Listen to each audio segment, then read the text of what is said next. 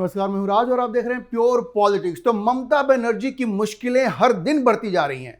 अब एक नया पुलिस कंप्लेंट उनके खिलाफ फाइल हुआ है और ये जो पुलिस कंप्लेंट फाइल हुआ है वो वास्तव में बड़ा गंभीर है और ममता बनर्जी के लिए बहुत ही शर्मनाक है।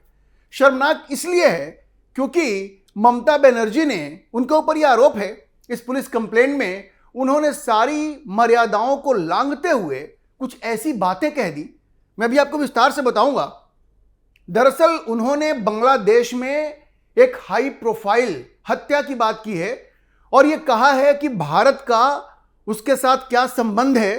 इसके बारे में उनकी मिनिस्ट्री ऑफ होम अफेयर्स के साथ कुछ बातचीत हुई थी, लेकिन वो उसको पब्लिक नहीं करेंगे और उन्होंने पब्लिक नहीं किया। अब देखिए, ये ऐसी बात है जो डिप्लोमेसी से जुड़ जाती है, भारत की जो कूटनीति है उससे जुड़ जाती है, दो देशों के बीच जो संबंध है उससे जुड़ जाती है।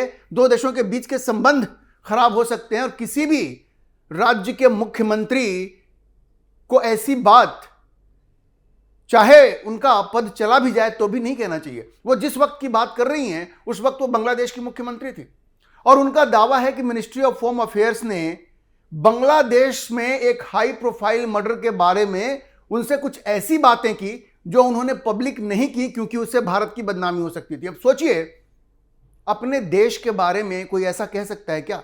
जब कोई मुख्यमंत्री शपथ लेता है उस वक्त ये कहता है कि वो हर सीक्रेसी को बनाए रखेगा, लेकिन यहां पे ममता बनर्जी के ऊपर आरोप है कि उन्होंने ऐसी बात कह दी है जिससे कि भारत की डिप्लोमेसी को बड़ा धक्का लगा है। अब देखिए, ये जो पुलिस कंप्लेंट है वो एडवोकेट रिंकी चैटर्जी ने 3 जून को फाइल किया है कलकत्ता हाई कोर्ट के जलपाईगुड़ी सर्किट बेंच का जो साइबर पुलिस स्टेशन है उसमें उन्होंने जाकर के ये पुलिस कंप्लेंट फाइल किया है। अब ममता बनर्जी के ऊपर आरोप क्या है ये देखिए। उन्होंने एक सभा को संबोधित करते हुए कहा कि पश्चिम बंगाल के स्पेशल टास्क फोर्स ने एक बांग्लादेशी संदिग्ध को अरेस्ट किया जो कि एक बांग्लादेश में एक हाई प्रोफाइल मर्डर से जुड़ा हुआ था। उस मामले में संदिग्ध था, वो भारत में घुस जाता है मेघालय के थ्रू और उसके बारे में उनके पास कुछ कॉन्फिडेंशियल जानकारियां थी जिसमें कि एक पर्सनल कॉल भी था। किसका? केंद्रीय गृह मंत्री अमित शाह का, जिसमें ममता बनर्जी ने कहा कि उनसे यह कहा गया कि भाई ये जो जानकारी है उसको आप पब्लिक ना करें क्योंकि ये राष्ट्रहित में होगा। अब उन्होंने ये भी कह दिया कि भाई हमारे पास उसका पूरा डिटेल था कि ये किसने ये आदेश दिया और कौन इस पॉलिटिकल किलिंग में इन्वॉल्व था, लेकिन उन्होंने नाम नहीं बताया क्योंकि बांग्लादेश में इससे आग लग जाती। भाई ममता बनर्जी, ये आप क्या कर रही हैं? अगर ये आरोप सही, आरोप लगाए गए उन पे, पुलिस कंप्लेंट में ये चीज कही गई है, लेकिन अगर ये सारे आरोप सही हैं फिर तो ममता बनर्जी ने वाकई भारत के साथ एक तरह से गद्दारी की है। इससे आप इनकार नहीं कर सकते। अब यह पुलिस कंप्लेंट है, आगे चल करके अब इसमें जांच हो सकती है और अगर यह सही पाया जाता है तो फिर ममता बनर्जी को लेने के देने पड़ जाएंगे, उनके लिए बड़ी मुश्किल स्थिति हो जाएगी। क्योंकि देखिए, कंप्लेंट में यह कहा गया है कि उन्होंने यह बयान इसलिए दिया ताकि उनको पॉलिटिकल माइलेज मिल सके और व्यक्तिगत पॉलिटिकल एडवांटेज मिल सके। मतलब व्यक्तिगत फायदे के लिए उन्होंने देश की सुरक्षा या देश की डिप्लोमेसी को नुकसान पहुंचाया है, ऐसा उनके ऊपर आरोप है। और इसमें यह कहा गया कि यह पूरी तरह से भारत की जो संप्रभुता है, एकता है, इंटरनेशनल स्टैंडिंग जो है, भारत की जो छवि है दुनिया में, उसको चोट पहुंचाने का एक प्रयास है। अब देखिए, अगर गौर से देखा जाए तो यह वास्तव में बड़ी ही गैर जिम्मेदाराना बयानबाजी हुई है ममता बनर्जी की तरफ से। ऐसा बयान तो उनको कभी नहीं देना चाहिए। एक मुख्यमंत्री के तौर पे उनके पास बहुत सारी इंफॉर्मेशन आती हैं।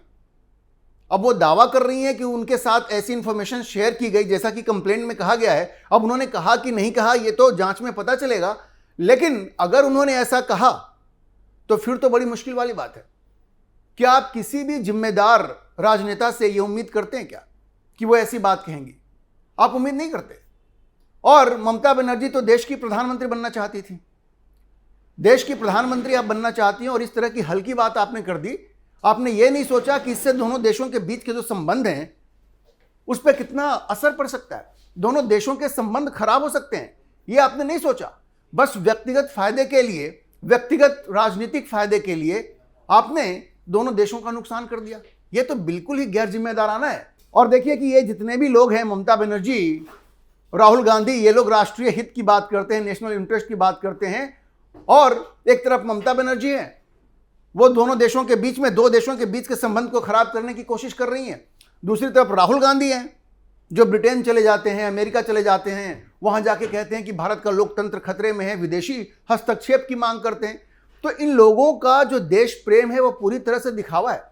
देश को नुकसान पहुंचाने का कोई मौका ये नहीं छोड़ते। और ममता बनर्जी के ऊपर ये जो आरोप है ये बड़ा ही संगीन है, बड़ा ही गंभीर है। अच्छा, उसके अलावा इस पुलिस कंप्लेंट में एक और बात कही गई है जिसको कि तो हर कोई जानता है, लेकिन इसमें फिर से चर्चा की गई है कि उन्होंने और भी बातें कही उस सभा में, जिसमें कि उन्होंने भारत के जो इंस्टीट्यूशंस हैं उनको टारगेट किया, इलेक्शन कमीशन को टारगेट किया जो एक कॉन्स्टिट्यूशनल बॉडी है। उसके अलावा भारत के जो आर्म्ड फोर्सेज हैं उनको उन्होंने टारगेट किया, भारत की सेना को टारगेट किया, भारत के इलेक्शन कमीशन को टारगेट किया। ये आरोप भी उनके ऊपर लगाए गए हैं और ये तो ममता बनर्जी करती ही रहती हैं, इसमें तो कोई आश्चर्य की बात है नहीं। लेकिन एक ऐसी महिला जो एक राज्य की मुख्यमंत्री रह चुकी हो, जो प्रधानमंत्री पद की दावेदार रही हो, देखिए राहुल गांधी के पास तो ऐसा कोई पद रहा नहीं है ना, लेकिन ममता बनर्जी के पास तो रहा है। और इस तरह से इलेक्शन कमीशन को बदनाम करना और आर्म्ड फोर्सेस को बदनाम करना, भारत की सेना को, भारत के अर्धसैनिक बल को, भारत के सेंट्रल फोर्सेस को, सीआरपीएफ को बदनाम करना, यह क्या किसी मुख्यमंत्री को शोभा देता है क्या, या पूर्व मुख्यमंत्री को शोभा देता है क्या? आप राहुल गांधी नहीं है, आप एक बहुत ही महत्वपूर्ण पद पर रही हैं। तो ममता बनर्जी ने हर लक्ष्मण रेखा को पार कर दी है और इस पुलिस कंप्लेंट में ये सारी बातें कही गई हैं। और देखिए ये आरोप लगाया गया है कि ये जो बयानबाजी उनकी हुई है वो 2 जून को एक तृणमूल का जो वहाँ पे सभा थी उसमें हुई है। रानी रश्मोनी सारनी, कलकत्ता में 2 जून को जो सभा हुई है उसी में उन्होंने सारी बातें कही कि उनकी मिनिस्ट्री ऑफ होम अफेयर से कुछ ऐसी कॉन्फिडेंशियल बातें हुई हैं जो कि वो लीक नहीं कर सकती। हालांकि वो बांग्लादेश में एक पॉलिटिकल किलिंग से संबंधित थी। बताइए इस तरह की बात कोई करता है क्या? तो ममता बनर्जी के लिए बड़ा मुश्किल होने वाला है। चारों तरफ से मुश्किलों से वो घिरती ही जा रही हैं। हर दिन उनके ऊपर कोई ना कोई आरोप लग ही रहा है और ये आरोप तो बड़ा गंभीर है। इस आरोप में तो सजा भले उनको कुछ मिले ना मिले, लेकिन वो पूरी तरह से एक्सपोज हो जाएंगी अगर ये साबित होता है तो।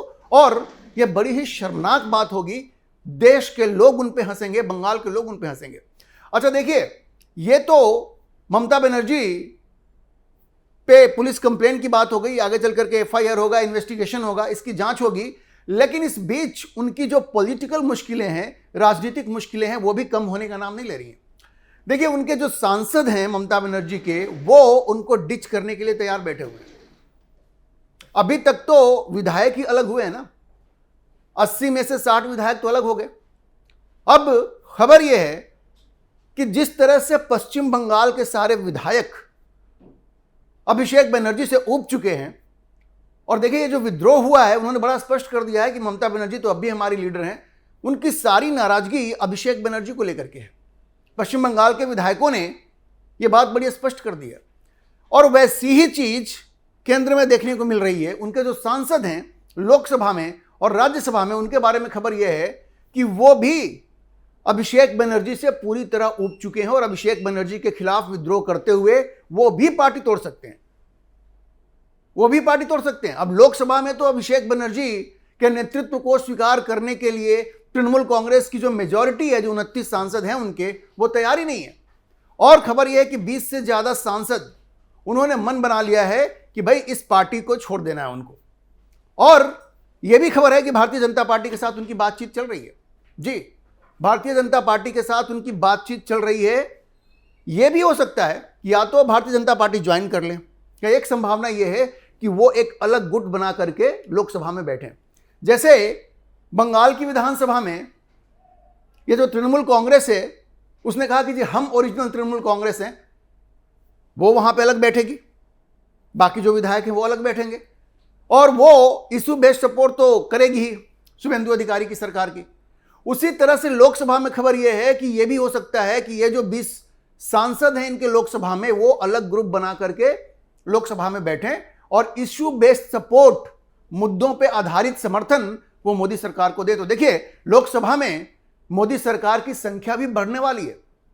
तृणमूल कांग्रेस के ये जो सांसद हैं जो विद्रोह करने पे उतारू हैं, और वो अगर अलग ग्रुप बनाते हैं तो वो मोदी सरकार को इशू बेस्ड सपोर्ट देंगे, इसकी पूरी संभावना है और इसकी चर्चा हो रही है। इसके अलावा आप देखिए राज्यसभा में इनके जो सांसद हैं 13, उनमें से भी आधे से ज्यादा विद्रोह करने के मूड में है और वो भी अलग हो सकते हैं। आप देखेंगे लोकसभा और राज्यसभा, इन दोनों सदनों में तृणमूल कांग्रेस के सांसद जो हैं वो बिल्कुल अलग होने के लिए बेकरार हैं और वो अलग ग्रुप बना करके बैठेंगे और मोदी सरकार को इशू बेस्ड सपोर्ट देंगे।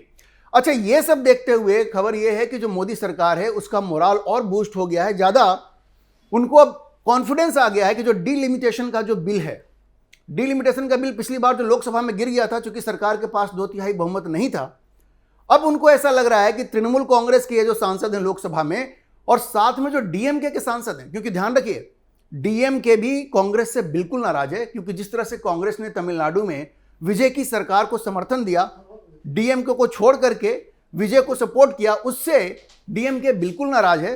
तो तृणमूल कांग्रेस के सांसद, डीएमके के सांसद, ये लोग मिलकर के सपोर्ट कर सकते हैं नरेंद्र मोदी की सरकार को और सरकार ये जो डीलिमिटेशन बिल है वो एक बार फिर से लोकसभा में ला सकती है, क्योंकि लोकसभा का पूरा गणित बदल जाएगा तृणमूल कांग्रेस के इन सांसदों के विद्रोह से। और अगर डीएमके सपोर्ट करती है, खबर यह है कि डीएमके के जो सांसद हैं, डीएमके का जो नेतृत्व है उसके साथ भारतीय जनता पार्टी बातचीत कर रही है और इस बिल पे उनका सपोर्ट मिल सकता है। खैर, ये तो डीलिमिटेशन बिल की बात होगी। जहां तक पश्चिम बंगाल की बात है तो ममता बनर्जी एक नई मुश्किल में घिर चुकी हैं। यह पुलिस कंप्लेन जो उनके खिलाफ फाइल हुआ है बड़ा ही गंभीर है। उनके सारे सांसद अभी ज्यादा दिनों की बात नहीं है, कभी भी उनसे अलग हो सकते हैं और मोदी सरकार के लिए इससे अच्छी बात नहीं हो सकती। मोदी सरकार इतनी कॉन्फिडेंट फील कर रही है कि इन सारी चीजों को देखते हुए वो एक बार फिर से डीलिमिटेशन बिल लोकसभा में ला सकती है। अभी के लिए इतना ही। हम इस खबर पर नजर बनाए रखेंगे और आपको अपडेट करते रहेंगे। इस विषय पर आप क्या सोचते हैं अपनी राय कमेंट बॉक्स में जरूर लिखें और अगर आपको ये वीडियो पसंद आया हो तो आप इसे लाइक करें, शेयर करें और हमारे चैनल को सब्सक्राइब जरूर करें।